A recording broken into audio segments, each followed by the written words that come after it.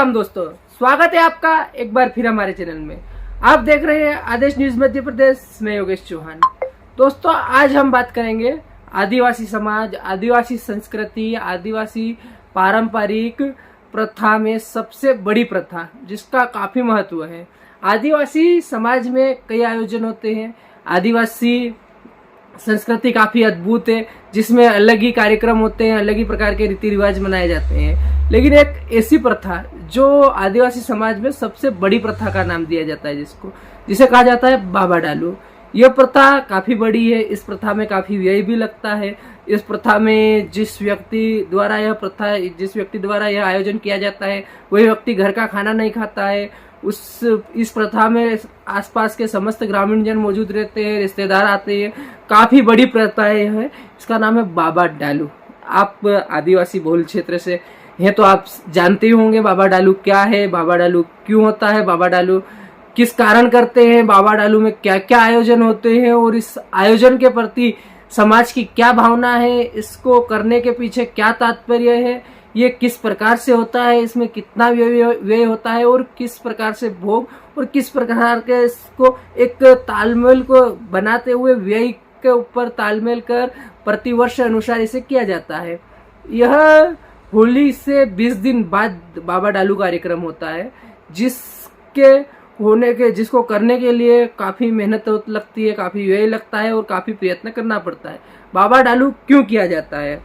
बाबा डालू आदिवासी समाज में यह मान्यता है कि किसी के घर आर्थिक समस्या, धन की समस्या, परिवार में बीमारियों का होना, किसी समस्या के चलते उसका समाधान नहीं निकलना, काफी कोशिशों के बाद अगर किसी व्यक्ति के पास हर संभव वो कोशिश करता है किसी समस्याओं को दूर करने के लिए, किसी विपदाओं को हटाने के लिए, लेकिन वो नहीं हटा पाता है, तो लास्ट चारा वो बाबा डालू से मन्नत मांगता है कि मेरी ये आर्थिक समस्या है, मुझे इस समस्या से अवगत कराए, मैं मेरे घर पर, मेरे गांव में, मेरे घर पर बाबा डालू करूंगा। बाबा डालू की मन्नत मांगता है और मन्नत पूरी होने पर वो बाबा डालू करता है। ऐसा माना जाता है कि धर्मी राजा से अपनी समस्याओं को दूर करने के लिए प्रार्थना की जाती है और अगर धर्मी राजा द्वारा प्रार्थना पूरी की जाती है तो बाबा डालू को लेकर यहाँ पर मन्नत होती है। मन्नत पूरी होने पर बाबा डालू कार्यक्रम होता है। बाबा डालू कार्यक्रम के लिए काफी दिनों से पहले से तैयारियां चालू हो जाती है। प्रतिवर्ष बाबा डालू ग्रामीण क्षेत्रों में होता है, शादी ब्याह की सीजन से पहले। बाबा डालू में की तैयारियों के साथ ही सर्वप्रथम बाबा डालू जिस दिन होता है रात्रि में, उस दिन या तो सुबह जाते हैं या दोपहर में जाते हैं या शाम जाते हैं। आदिवासी ग्रामीण जन एकत्रित होते हैं, समस्त गांव के तड़वी, पुजारे, बड़वे सब एकत्रित होते हैं। गांव की महिलाएं आदिवासी गीत, परंपरागत गीत करती है, नृत्य होता है और बाबा डालू के वहां जाते हैं। कलमी नामक के एक पेड़ होता है, कलमी के पेड़ पर जाते हैं और कलमी के पेड़ की 5 टहनियां काटी जाती है। कलमी पेड़ बरगद, पीपल की तरह लंबा और बड़ा पेड़ होता है। वहां पर उस की टहनियां काटने से पहले पेड़ की पूजा होती है। पेड़ की पूजा करने के बाद मुर्गे का भोग लगाया जाता है, बकरे का भोग लगाया जाता है। विधि विधान से आदिवासी परंपरागत पुंजारे बड़वे द्वारा उसकी धूनी लगाई जाती है और उसके बाद पेड़ की टहनियां 5 टहनियां काटी जाती है।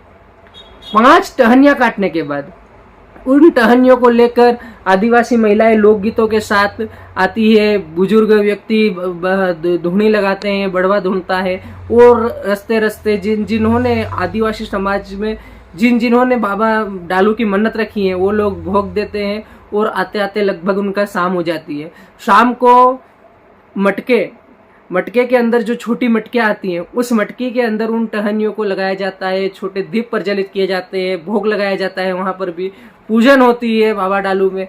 उसके बाद बाबा डालू की शुरुआत होती है शाम को 8 बजे के आसपास से। पूरे दिन की परंपरा के बाद बाबा डालू का भोग बाने के बाद वहां पर 8 बजे के आसपास बाबा डालू की परंपरा शुरू होती है। बाबा डालू का कार्यक्रम शुरू होता है। इसमें आसपास के ग्रामीण जन एकत्रित होते हैं, रीति रिवाज से सब कार्य संपन्न करवाते हैं। आसपास के ग्रामीण जन के साथ ही जिस घर में डालू होता है उसके रिश्तेदार दूर दराज से आते हैं। रिश्तेदारों की मेहमान नवाजी होती है, रिश्तेदार आते हैं, बाबा डालू में सहभागिता लेते हैं, परिवार में सहयोग प्रदान करते हैं। उसके बाद बाबा डालू के बाद उसके बाद वहां पर बात आती है जो बाबा डालू करता है उसका, जो वहां पर पूजन पाठ करता है बड़वे के साथ बैठ के, वो 3 दिन, जिस दिन डालू करता है उससे 3 से 4 दिन तक वो घर का खाना नहीं खाता है, घर पर रात्रि विश्राम नहीं करता है, ना ही वो घर के अंदर जाता है, स्वयं के घर ही नहीं किसी और के घर के अंदर भी वह नहीं जाता है जो बाबा डालू की मन्नत रखता है। वो व्यक्ति स्वयं खाना बनाता है, स्वयं खाता है, साथ ही किसी घर के द्वारा कोई वो आटा राशन वगैरह जो है वो शुरू से ले आता है और उसी राशन से वो खाना बना के खाता है। और बोलते हैं कि आदिवासी समाज में कोरा रहता है, वो कोरा रहता है। और उसके बाद मन्नत की पूरी होने के लिए रात्रि को मन्नत लगती है और डालू बाबा से पहले के कार्यक्रम होते हैं और डालू बाबा मन्नत पूरी की जाती है। पूरी रात भर डालू बाबा का कार्यक्रम चलता है, आदिवासी ढोल आते हैं, आसपास के ग्रामीण जन ढोल लेके आते हैं, मांदल लेकर आते हैं, थाल लेकर आते हैं, सनाए लेकर आते हैं और पूरी रात नृत्य होता है, आदिवासी नृत्य होता है, पूजन होता है, गायन होता है, उन टहनियों की पूजा की जाती है और ढोल मादल की थाप पर आदिवासी पारंपरिक नृत्य होता है जो कि काफी अद्भुत होता है। आपको हम इस वीडियो में स्क्रिप्ट के साथ जो वीडियो दिखा रहे हैं उसका पूरा संक्षिप्त में विवरण के साथ वो सारे वीडियो दिखाएंगे जो बाबा डालू में होते हैं। बाबा डालू का रात्रि भर का दृश्य हम आपको छोटी छोटी क्लिप में दिखाने की कोशिश करेंगे। यह प्रथा काफी आदिवासी समाज में काफी बड़ी प्रथा है और इसका महत्व भी काफी है और इसको बताना हमारे इतने शब्दों में वो नहीं है, फिर भी हम आपके सामने हमारे शब्दों के सहित उसको प्रेरित कर रहे हैं, उसको बता रहे हैं हम कि बाबा डालू क्या है, बाबा डालू क्यों होता है और बाबा डालू किस कारण होता है। तो बाबा डालू का आपने कारण जाना, मन्नत जाना। अब इसमें होता क्या है, बाबा डालू के बाद भोग लगाया जाता है। भोग में आप अंदाजा लगा सकते हो, नहीं लगा सकते हो, मिनिमम 50 या 100 और इससे भी अधिक मुर्गे का भोग लगाया जाता है। 50-100 और इससे अधिक मुर्गे का भोग लगाया जाता है। 15 से 16 बकरे का भोग लगाया जाता है। और सुबह के पल जब रात्रि भर डालू का नृत्य पूजन होता है विधि विधान से, उसके बाद सुबह के पल मुर्गे छोड़े जाते हैं। मुर्गे बाबा डालू की जो टहनियां काट के लाते हैं उसके ऊपर छोड़े जाते हैं और वो मुर्गे जो घर का जो मन्नतधारी होता है उसके द्वारा छोड़े जाते हैं। और वो मन्नतधारी द्वारा जो मुर्गे छोड़े जाते हैं वो अगर किसी ग्रामीण जन के पास, आसपास से आए ग्रामीण जन के पास, जिस किसी के पास वो मुर्गा जाता है उस मुर्गे का हकदार वो होता है। वो उस मुर्गे को ले जाता है, पालता पोसता है और कहा जाता है कि इस मुर्गे को खाया नहीं जाता है, वो पालता पोसता है और समय आने पर वो उसे बेच देता है। जो व्यक्ति उसे ले जाता है वो खाता है, लेकिन जो जिस पक्ष में मुर्गा वो जाता है वो व्यक्ति उस मुर्गे का नहीं खाता है। साथ ही पूरी रात जागरण होती है। हमने छोटे से संक्षिप्त में बाबा डालू का आपको तात्पर्य बताया, महत्वाकांक्षा बताई। इस विषय में आपके पास भी कोई जानकारी हो और हम कुछ कहना भूल गए हो, हमने जानकारी निकाली है, जानकारी प्राप्त की है और आदिवासी समाज, आदिवासी संस्कृति, बाहुली क्षेत्र की हर जानकारी हम अपडेट के साथ आपको पहुंचाते हैं। लेकिन इस विषय में अगर हमारे से कुछ पक्षपात हुआ, कुछ हम जानकारी कहने से रह चुके हो तो प्लीज आप कमेंट बॉक्स में आपके पास जो कुछ जानकारी हो साझा कर सकते हैं। साथ ही वीडियो लिंक को शेयर करें, चैनल को सब्सक्राइब करें। आप अगर हमारे चैनल पर नए हो तो चैनल को सब्सक्राइब करना ना भूलें ताकि आपके पास हर खबर की अपडेट जल्द से जल्द पहुंच सके। जय श्री राम, धन्यवाद। बाबा डालू।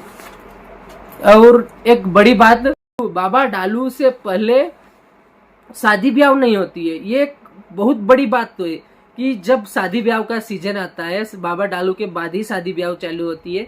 और अगर किसी गांव में, जैसे आज एक गांव में डालू है और उसके पास किसी गांव में किसी का संबंध है तो वहां पर भी बारात आती है या बारात जाती है, ऐसा विषय नहीं होता है। अगर एक गांव में डालू है तो उसके आसपास की सीमा के अंदर जो गांव आते हैं उन गांवों में भी डालू नहीं होते हैं, वहां पर भी बाबा डालू की मन्नत नहीं उतारी जाती है। डालू की मन्नत उतारी जाती है, उस दिन शादी ब्याह नहीं होते हैं। मतलब एक डालू पर्व इतना बड़ा त्योहार होता है कि आदिवासी समाज के रीति रिवाज में शुभ कार्यों पर बंदिबस्त हो जाती है। जब तक बाबा डालू की मन्नत नहीं उतरती है तब तक बंदिस्त होती है। साथ ही एक बड़ा, जैसे कि हम किसी व्यापारी से कुछ चीज उधार लाते हैं, पैसे उधार लाते हैं, लेकिन हम समय पर उसको नहीं लौटा पाते हैं तो हम उसे ब्याज रूपी देते हैं।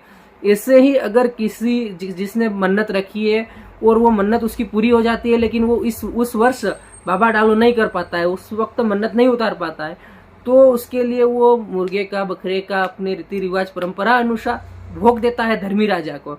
और उस भोग के बाद वो 1 वर्ष के लिए अपनी मन्नत टाल देता है। इस वर्ष उसको मन्नत उतारनी थी, उसकी पूरी हो गई, लेकिन वो मन्नत नहीं उतार पाया, तो वो बकरे या मुर्गे का बाबा डालू के नाम पर धर्मी राजा को भोग देता है, Incoming ऐसा voice कहा call जाता from है। Lokinder Nakon Sim S. वह अगले साल डालू टालता है।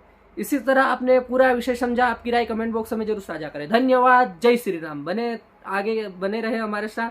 आगे के अगले वीडियो में कुछ इसी तरह के कोई रोचक जानकारी, कुछ अच्छे वीडियो आपको हम दिखाते रहेंगे। चैनल को सब्सक्राइब जरूर करें।